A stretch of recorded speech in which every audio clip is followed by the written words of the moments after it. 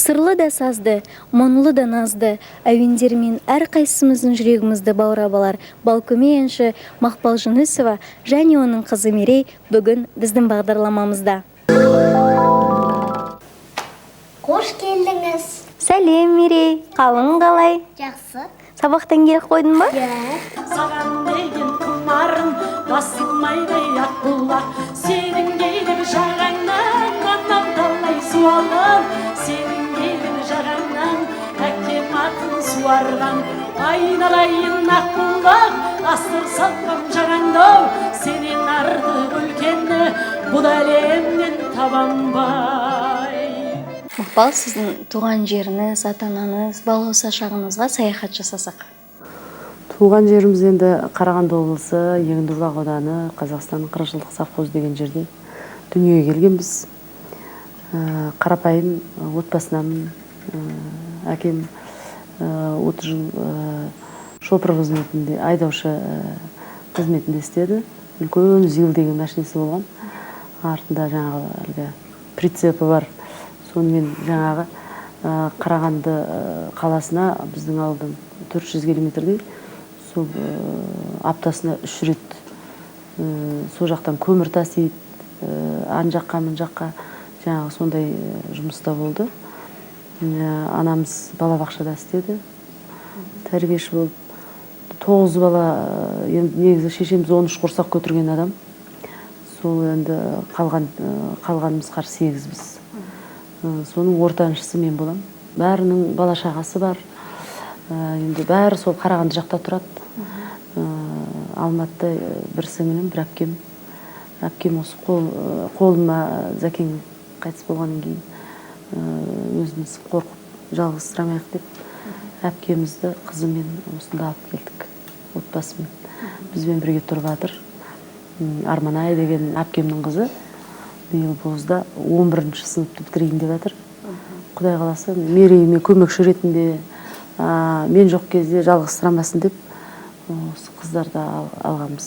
Шешеміз Қарағандыда тұрады, әкеміз қайтыс болып кеткен 84-ші жылы. Шешеміз 70-тің үшеуіне келді. Солай енді немерелерін қимайды. Енді мына Алматыда негізі тұрмайсыз ба деп айтқанбыз, бірақ Алматының ауа райы ол кісіге жақпайды. Қарағандының аязына, желіне үйреніп қалған кісі, өмір бақи сол жақта тұрған. Мына жаққа келсе ауа жетпейді деп, қыстың күні біз шуба киген, кішкене бір 10 градус бір аяз болса шуба киіп алып жүреміз ғой, дір-дір деп. Иә, ол кісі деген сондай уақытта бір келген есімде, санаторий Алатауға демалуға шақырып. Сонда аяз кәдімгі біз Зәкең екеуміз қымтанып аламыз далада. Сөйтсек, шешем келе жатыр, үстінде шуба ашып тастаған. Ой, Алла, ауа жоқ, тезірек Қарағандыға қайтсам екен деп. Достым ұтқым келмейді, достық жалын бар жүректе, суымайды, сөнбейді. Достар, жүрсің қайда, біргеді ғой жанымыз. Ескі алысып осындайда, ел шырқайық бәріміз. Мақпал, сіз өзіңіздің міне танымал болдым деп қашан сезіндіңіз?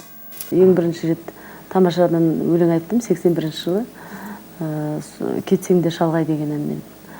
Содан кейін Гүлдермен гастрольге барған кезде, мынау тамашада кетсең де шалғай деген қызды айтқан қыз ғой деп, жаңағы елдердің бәрі танып, сол кезде автограф ала бастаған кез 81-ші жыл болатын. Содан бастап мен енді кеңінен республикаға танылдым деп өзімді сезіндім. Наурыз көктен, күн көзімен нұрын төккен, құтты болсын келді көктем. Сіздің сахналық костюмдарыңыз да ерекше, сахнаға шыққан кезде иілуіңіз де ерекше, ешкімге ұқсамайды. Осыны кімнен үйрендіңіз? Ауылда сол кішкентайымнан сөйтіп иіліп тұратынмын. Ана елдер қошемет білдіреді ғой. Ойбай, мына Мұхамедиярдың Қаршадай қызы бүгін өлең айтады екен деп мен үшін барады екен сонда клубқа. Мен енді өзім кішкентай қыз болсам да, мынау махаббат туралы өлеңдерді айтатынмын. Жасыма сәйкес емес әндерді. Осы күнге дейін сол махаббатты жырлап келе жатырмыз. Баянсызын да, бақыттысын да небір махаббаттарды жырлап келе жатырмыз ғой енді. Ол жалпы менің ғана тағдырым емес, менің тағдырыма ұқсас әйел азаматтар көп қой. Сол кісілердің сұраулары бойынша айтамыз. Әркімге өзінің анасы әрине үлгі. Бірақ анаңыздан басқа үлгі тұтып, сыйлап, жаңағы еліктейтін адамыңыз бар ма? Қазақ әйелдері Құдайға шүкір баршылық қой. Құрмет тұтатын, бетке ұстап, сол кісілерден үлгі алатын, ол кісілердің біз шәкірті болмасақ та, сырттай бағып-қағып сол кісілердің жүріс-тұрысына, сол кісілердің салмақтылығына, сол кісінің енді тағдырларын бәрібір бізге ұқсас емес тағдырымыз. Бірақ дегенмен де сол сахнада келе жатқан біздің жұлдыздарымыз, Роза Бағланова апамыз, Бүйгүл Төлегенова апаларымыз, Роза Жаманова, көптеген Венера Қармысова апаларымыз. Мен енді көп апаларымның бәрін сыйлаймын. Қазір бірін айтсам бір ренжіп қалуы мүмкін. Дегенмен де біздің сол апаларымыздың кезінде сол артынан еріп келе жатқан қыздарымыз ғой енді. Енді біз қыздарымыз деп қойын, бізде келіншек енді 45 жасқа толып кеттік. Сондықтан да енді сол кісілердің жаңағы сыртынан бағып қағып жүрсек те, сол кісілердің көп нәрсе үйрендікпіз.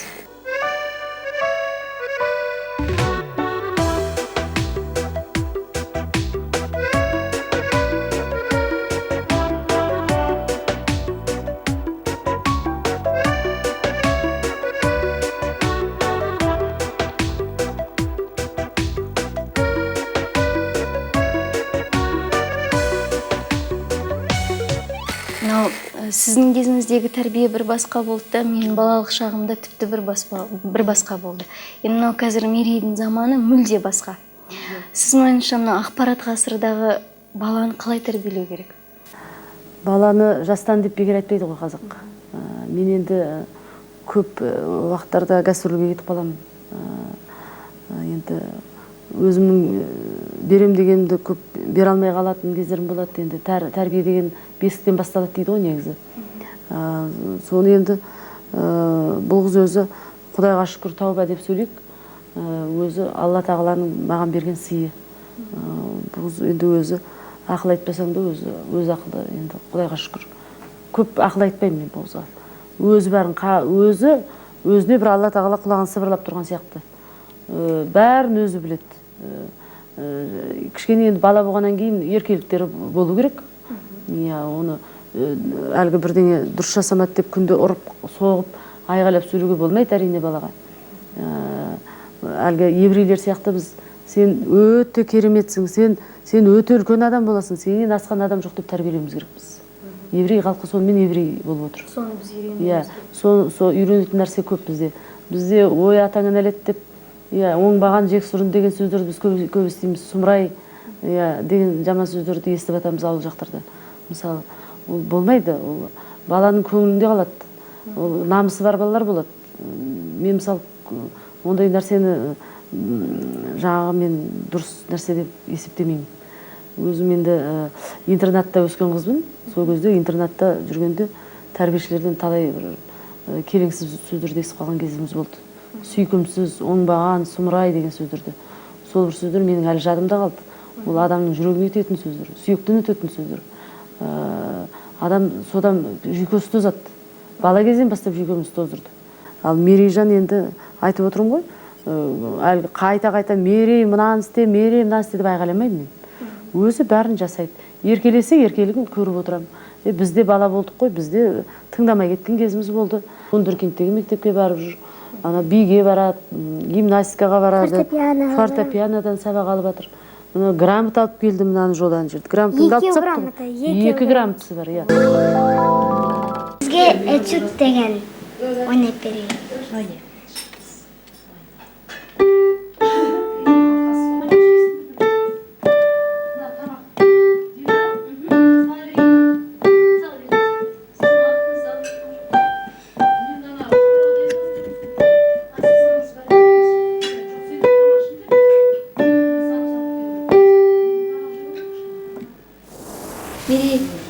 Мектепке қалай дайындалып жатсың? Дайындау үшін мен балалар мектебіне барамын. Аты қандай? Вундеркинд. Вундеркинд. Онда не үйретесің? Не үйретесіңдер? Онда ойнайтын зал бар. Математика сабағын жасаймыз. Сосын? Сосын жазу істейміз. Саған қандай сабақ ұнайды соның ішінен? Соның ішінде маған ағылшын бар.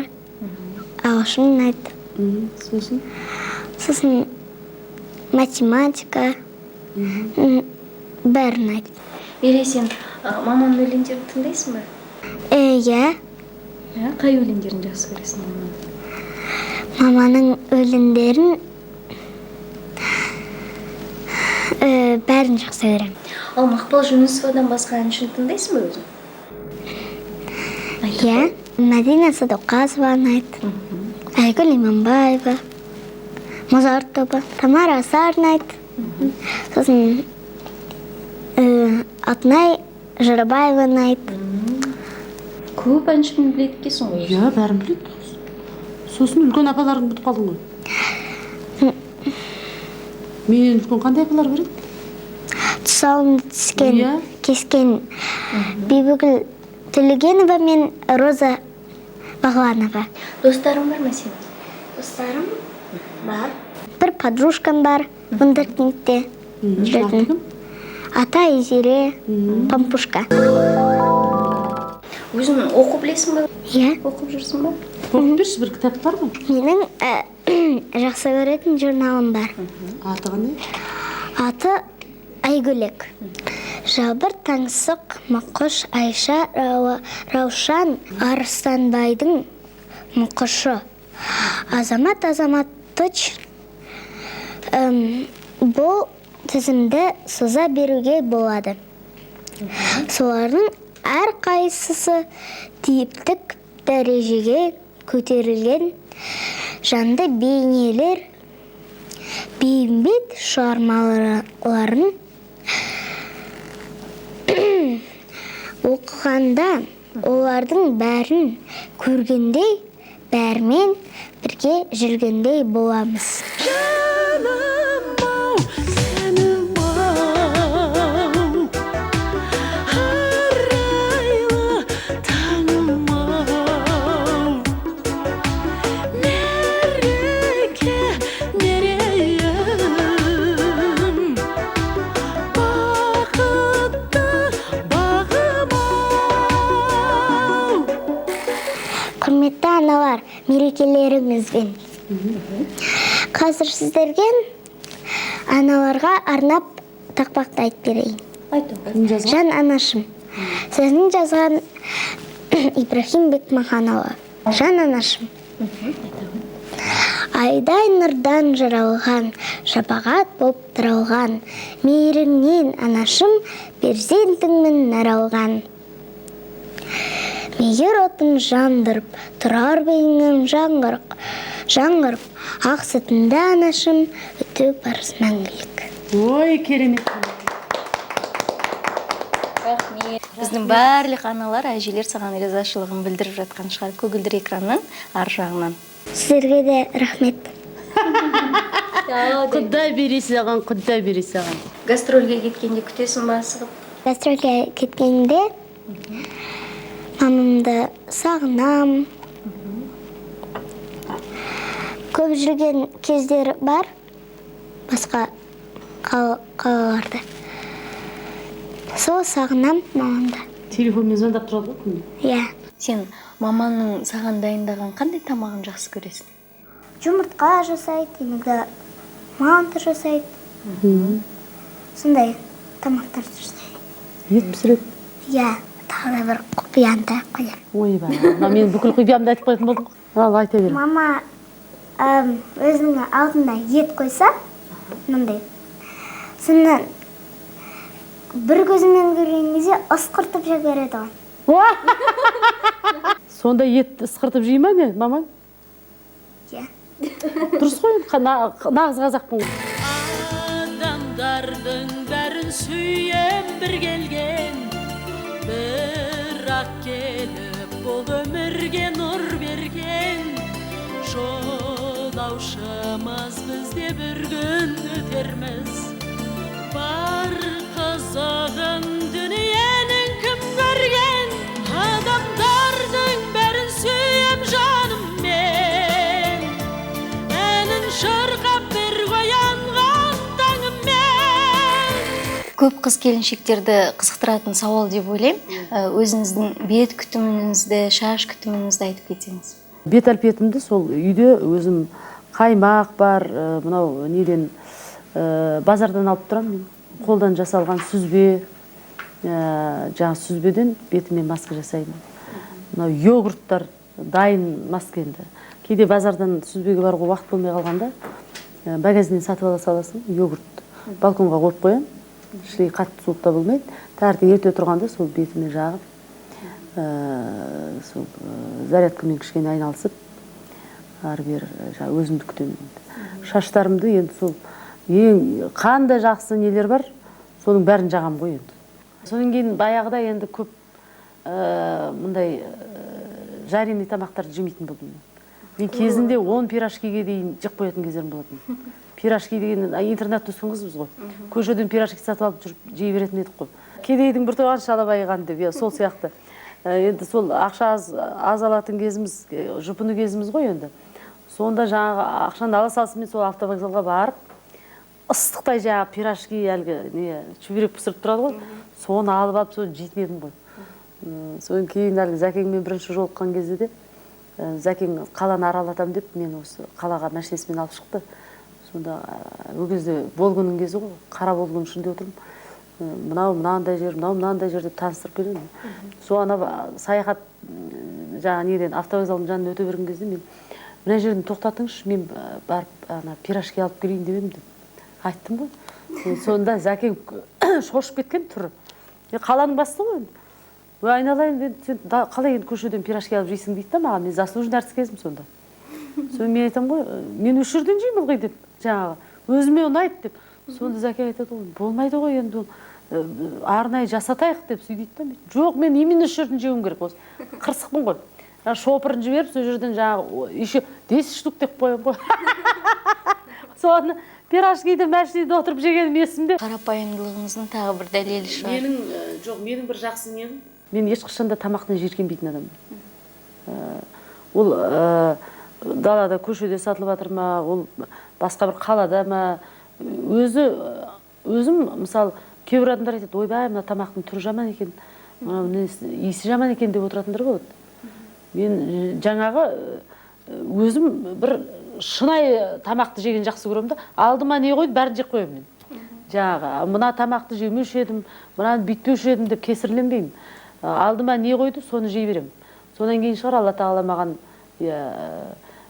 кейде қателіктерімді бәрін кешіріп отыратын. Беретін нәрсесін беріп отырады. Негізі өмірде сол тәуба, шүкір деп жүру керек деп ойлаймын. Сосын көп ұрыспаймын. Көп өсек айтпаймын. Сосын біреудің өсегін тыңдаған жек көремін. Рахмет сізге. Жақсылықтар көп болсын, мерейіңіз әр күн қуанта берсін сізді. Рахмет келгендерге.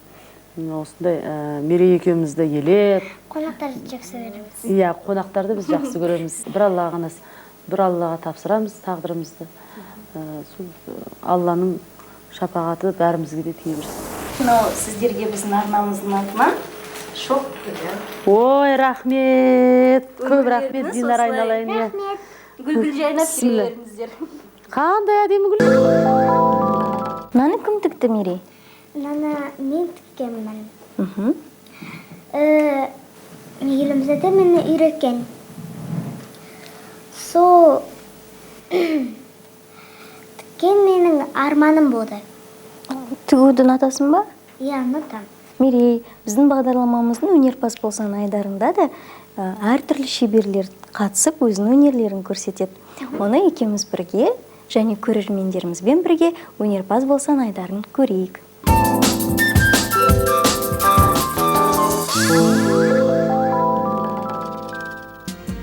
Бұрыннан келе жатқан ағаш өңдеу өнері күні бүгінде өз бағасын жойған жоқ. Оған деген қызығушылық та артып отыр. Ағаштан өнімді жасау үшін ұзақ уақыт пен шыдамдылық қажет. Одан дайындалатын бұйымдар да көп. Мысалы, төсек орын, балалар ойыншығы, әшекейлік заттар, ыдыс-аяқ. Үй тұрмысында жиі қолданылатын ыдыстың бірі ағаш қасық. Қасықтың металл емес ағаштан болуы адам ағзасы үшін де өте пайдалы. Ағаш қасық жағымсыз зиян элементтер бөлмейді. Қасық жасау үшін ағашты таңдай білген жөн. Ол аса талғампаз болуды талап етеді. Ағаш жас әрі жақсы болса, сіздің қасығыңыз да әдемі және мықты болып шығады. Ағаш қасық жасау технологиясы бірнеше кезеңнен тұрады. Алмат Қылышбаев, білімі: Темірбек Жүргенов атындағы Қазақ ұлттық өнер академиясының 1-ші курс студенті. Қызметі: ағашты көркемдеп өңдеу мамандығы. Сүйікті ісі: сурет салу, бокс, күрес. Өмірлік ұстанымы: еңбек ету. Мен бүгінгі жасайтыным ағаш қасық. Бұл ағаш қасықты жасау үшін бірінші ағаштың түрлерін пайдаланамыз. Ағаштың түрлері мысалы шәмшит, емен, терек, үйеңкі, қызыл ағаш, қара ағаш, тағы да сол сияқты. Соның терек деген ағаштың пайдаланамыз.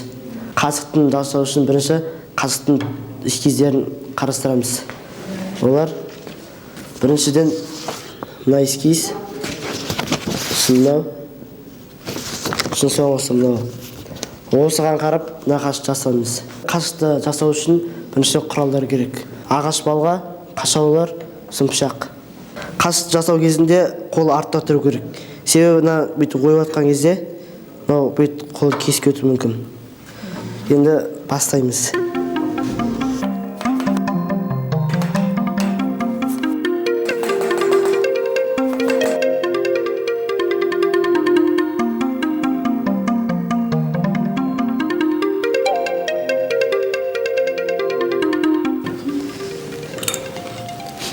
Қасықтың формасын таптық. Енді пышақпен бетін тазалап, қасықты шығарамыз. Сосын барып, наждақтап, бояқ береміз.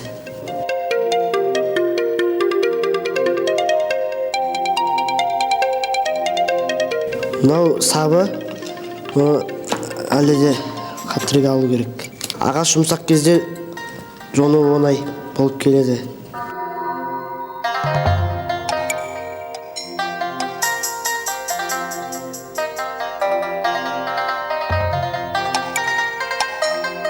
Қасық жасап болдық. Енді бұны қолға жақсы ұстау үшін бұны наждақтаймыз.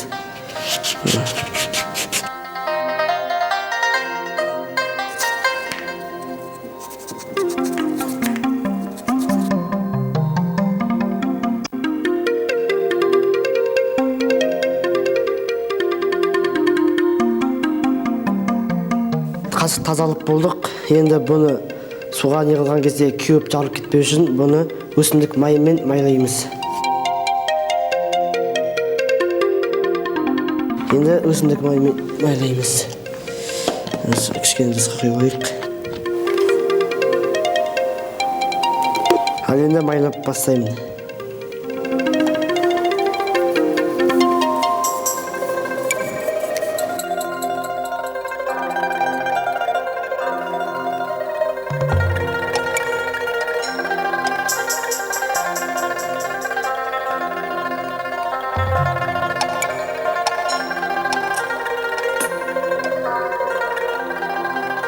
Ағаш қасығымыз дайын болды. Енді бұған ұстайтын жеріне жіп байлаймыз. Бұл жіп теріден жасалған. Міне қасығымыз дайын болды.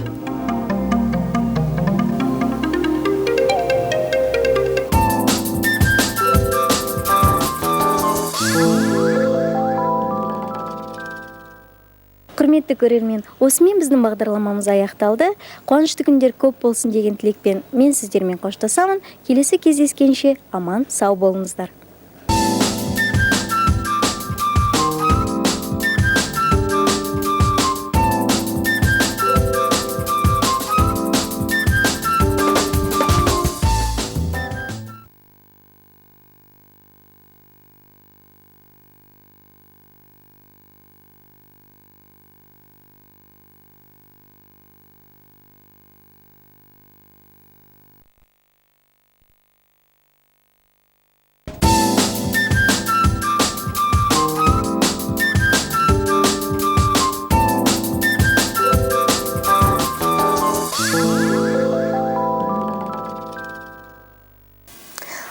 құрметті көрермен, сиқыр әлемінің сұлуына айналған Алтынай сіздердің назарларыңызда.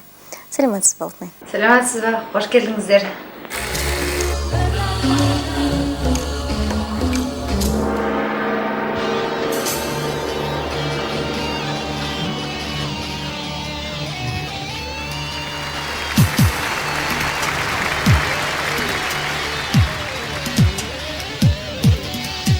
Бірінші сауалымыз әдеттегідей әншілік емес, бишілік емес, неге сиқырлық өнерін таңдадыңыз? Мен өзімнің өнерімді көрсеткеннен кейін сан мыңдаған сұрақтарға ие болып қаласың да, құр кетпейсің. Бұны қалай жасадың? Ол неліктен? Сиқыр өнері қазаққа жат емес па? Оның тіпті керегі қанша деген сұрақтарда болып жатады да. Сондықтан ойлаймын, енді біз негізі 21 ғасырдың түлектеріміз, сол ғасырдың адамдарымыз, сондықтан бізге қазаққа осындай бір өнер жат екен, ол ата бабамыздан келмеген өнер деп айту шамалы дөрекілеу келе ма, ыңғайсыздау келе ма. Сондықтан ойлаймын, сиқыр әлемін таңдағаным сол бір кішкентай кездегі балалық бір арман болады. Сондықтан негізі жалпы өнерге деген менің махаббатым, құштарлығым мол. Ол жайлы мен әрбір пікір таласқан кезде, немесе осындай бір сұхбаттың кездерінде әр уақытта айтамын да, мен өнерге құштар жанмын. Маған тамақ берме, бір өнерге деген бір шамалы болса да бір сәулені шығарып қойшы, мен сол жаққа қарай өзім-ақ қанат бітіріп, өзіме ұшып кететін адаммын.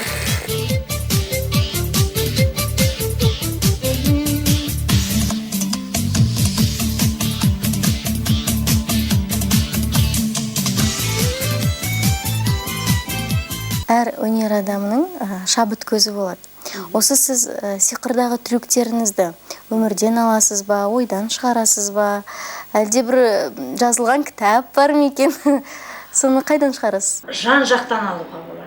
Ол негізі ол ғасырлар бойы кезінде жаңағы аферистер дейді ғой. Соларда міне біз фокусникпіз деп, ананан бір нәрсені жасап, кезінде патшалардың өзінде алдаған. Яғни, бұл өнер кезінде бір алаяқтың да бір несі болып кеткен, қолында кетіп қалған. Одан кейін қайттан сахнаға өнер ретінде қайттан қалыптасты. Кейде болады, мысалы ескіме айтамын да, неге оны уже барлығы көрсетіп жатыр. Мен оны басқаша көрсеткім келеді. Соны шұқылап отырасың да, басқа бір жана трюкті өзің